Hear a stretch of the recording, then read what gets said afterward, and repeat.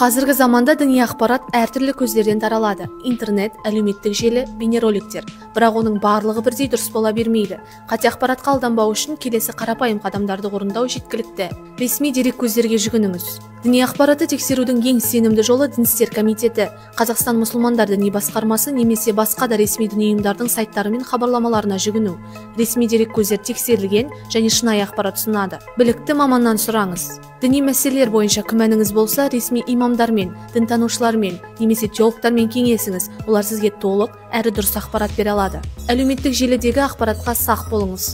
Көптеген жалған діни ақпарат интернет арқылы таралады. Егер дереккөз күмәнді болса немесе экстремистік идеялар насихатталса, бірден тиісті органдарға хабарлаңыз. Лицензияланған әдебиеттерді қолданыңыз. Діни әдебиеттерді тек Қазақстанда ресми бекітілген тізімнен таңдаңыз. Бұл сіздің діни біліміңіздің дұрыс бағытта қалыптасуына көмектеседі. Есіңізде болсын, діни ақпаратты тексеру өзіңізді және жақындарыңызды жалған ақпараттан қорғаудың ең тиімді жолы.